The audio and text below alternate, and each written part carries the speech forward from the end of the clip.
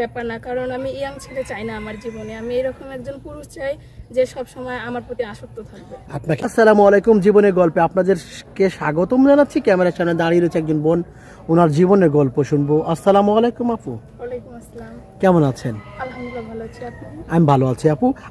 আপনার নাম কি, কোথায় থেকে এসেছেন আপনি? মোহাম্মদ সোনিয়া আক্তার। আর আমার বাড়ি হচ্ছে কুমিল্লা 14 গ্রাম। কুমিল্লা 14 গ্রামে বাড়ি। পরিবারে কে কে আছে আপু? আমরা পরিবারে 4 বোন, আমার বাবা মা কেউ নেই। আর হচ্ছে 4 বোনের মধ্যে 2 বোন মানুষের বাসায় কাজ করে, আর 1 বোন ছোটবেলায় হারিয়ে ফেলছি। আর আমি আমার মামার কাছে মানুষ হয়েছি। ছোটবেলায় একটা হারিয়ে ফেলেছেন না? জি। বুঝতে, 4 বোনের মধ্যে 1 বোন মানুষের বাসায় কাজ করে। হ্যাঁ। আপনি কি করেন? আমি কিছু করি না, তবে আমি পড়াশোনা করছি।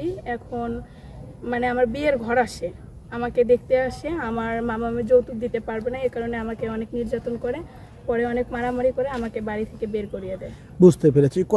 আপনি লেখাপড়া কতদূর করেছেন? এসএসসি পর্যন্ত পড়ছি। আপনার বয়স কত? 24। আপনার হাইট কত? 5 ফুট 4 ইঞ্চি। 5 ফুট 4 ইঞ্চি, ঠিক আছে।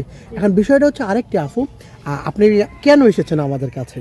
এখানে আসছি যেন একটা ভালো মনের মানুষ পাই, বা যে আমাকে আমার মতো করে বুঝবে বা আমাকে আমার মতো করে ভালোবাসবে, এরকম একটা মনের মানুষের আমার প্রয়োজন। শুধু মানে বয়সটা কেমন লাগবে? যেটা আপনার বয়স 24 বছর। 40 বা 50 45 এরকম হলেও চলবে। চলবে? জি। বেশি বয়স্ক লোক তো বেশি ভালোবাসতে পারে না, কিছু কিছু মুহূর্তে দুর্বল থাকবে, তখন কি করবেন?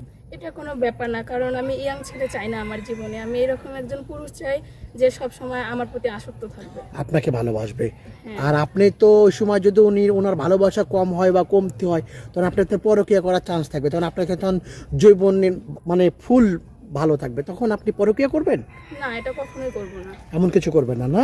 না। আচ্ছা, বুঝতে পেরেছি আপু। আপনার সাথে যোগাযোগ করতে চাইলে, কোনো ভাই যোগাযোগ করতে চাই, কিভাবে করবে? আপনাদের সাথে যোগাযোগ করলে আমাকে পেয়ে যাবে, বা স্ক্রিনে একটি নাম্বার দেওয়া আছে, ওই নাম্বারে যোগাযোগ করলে আমাকে পেয়ে যাবে। আমাকে পাবে না? প্রিয় দর্শক, ডিসপ্লেতে একটি নাম্বার দেখা যাচ্ছে। এই নাম্বার ইমো আছে, হোয়াটসঅ্যাপ আছে। ইমোতে বা হোয়াটসঅ্যাপে সোনিয়াপুর একটা স্ক্রিনশট মেরে পাঠিয়ে দেবেন। ইমোতে বা হোয়াটসঅ্যাপের সঙ্গে ভয়েস করে পাঠিয়ে দেবেন, আমরা যোগাযোগ করব। কোনো ভাই সরাসরি ফোন কল করবেন না, বিশেষভাবে অনুরোধ করছি। ফোন কল করলে আমরা ব্লক করে দেবো। সোনিয়াপু, বিয়ের পরে অনেক সময় দেবররা দুষ্টামি করে, চান্স নেওয়ার চেষ্টা করে, তাই না?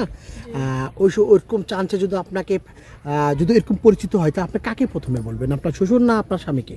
আমার স্বামীকে বলবো। আপনার স্বামীকে বলবেন। অনেক সময় এরকম হয় না, আবার দোকানদাররা, এলাকাবাসী ডিস্টার্ব করে। স্বামী আবার যদি মারা যায় অল্প বয়সে, অনেক হইতে পারে, মারা যেতে পারে না, ওই সময় তো আরেকটা আপনি বিয়ে করবেন, নাকি ওই স্বামীর বাসায় থাকবেন সারা জীবন? না, ওই স্বামীর পাশেই থাকবো সারা জীবন, তাই না? আচ্ছা, কোনো ভাই তো আপনাকে বিবাহিত, তার স্ত্রী মারা গিয়েছে, চলে গিয়েছে, এমন কোনো ভাই তো আপনাকে বিয়ে করতে চাই? হ্যাঁ, আমি রাজি আছি। রাজি আছেন? জি। আচ্ছা আপু, ভালো থাকবেন। আসসালামু আলাইকুম।